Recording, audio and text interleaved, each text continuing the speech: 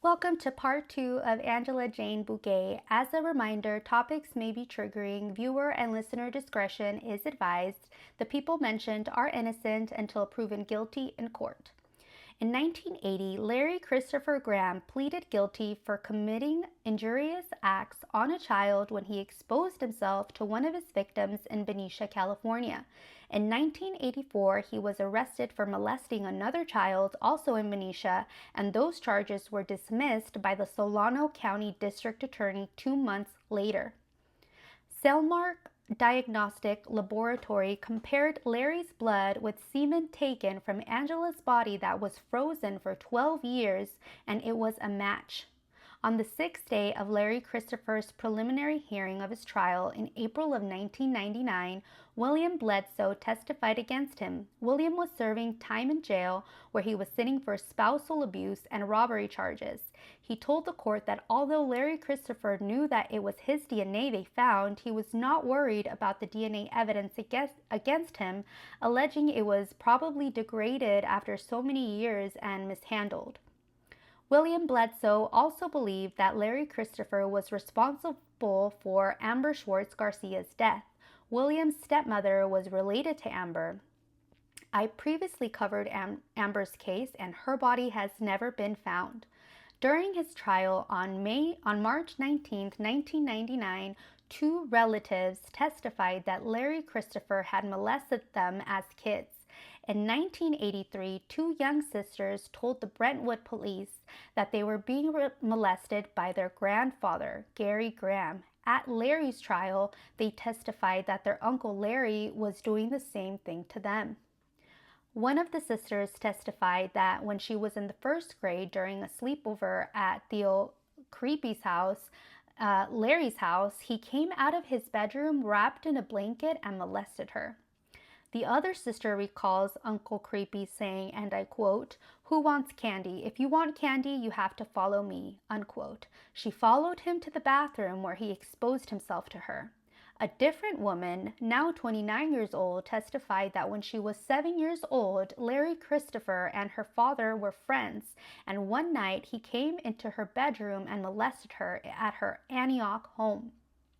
This happened in 1976, 7 years before he would do the same and worse to Angela. Thankfully, the girl's dad and Larry's coworker threw El Miserable out of his house and called the police. Jerry Graham, Larry Christopher's sister-in-law, testified that on the day of Angela's disappearance, he and his brother Gary were at her residence in Concord between 4:30 and 7 p.m. The brothers left to go to Antioch. Angela disappeared approximately at 5 p.m. Gary Jr. was not much different than his father and brother. In 1977, this Graham was convicted of vehicular manslaughter that killed Monique Annette Perez. In 1990, he was convicted for possession of a firearm, cocaine, and marijuana. In 1981, he was charged for indecent exposure after he masturbated in front of a child in Benicia. A witness testified that he saw Larry Christopher's truck parked near where Angela's body was found.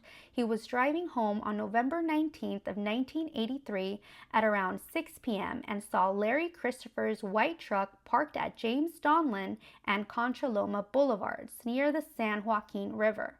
He did not know the full extent of what he saw until Someone's at the front door.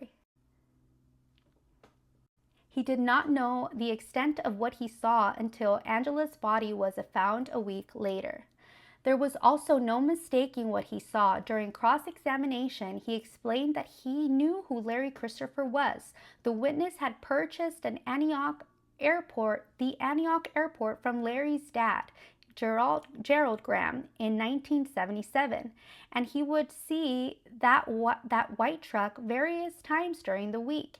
That truck was driven by both of the Graham brothers, but the witness and the DNA confirmed that it was Larry Christopher Graham. The trial defense argued unsuccessfully that Larry Christopher's dysfunctional upbringing of an alcoholic mom and father who had been convicted of child molestation should keep him off death row.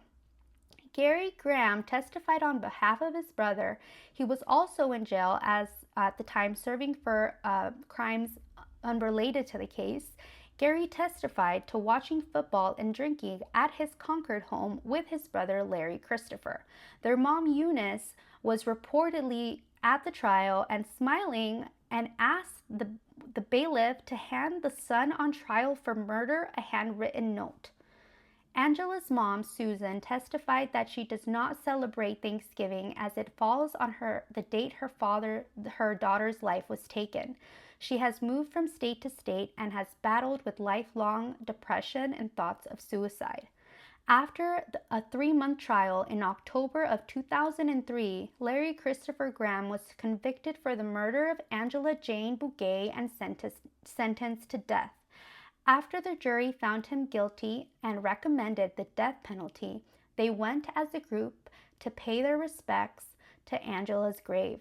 Not only did they gift Angela justice, but they also adorned her grave with flowers and a teddy bear. On Tuesday morning at about 6 a.m. on June 16, 2009, Larry was found dead in his cell at San Quentin, and it was ruled as a suicide. We've reached to the end of today's episode. Thank you so much for coming down the rabbit hole where I currently live. If you want a copy of my notes or references, want to share your thoughts, or have a case in mind you'd like me to cover, feel free to email yayareahousewife@gmail.com. I'll see you chismosas y chismosos in the next video. Be sure to follow me on all other platforms, YouTube, Spotify. I'm working on Apple Podcasts now as well, to catch those episodes there. I'll see you chismosas y chismosos in the next one. Bye.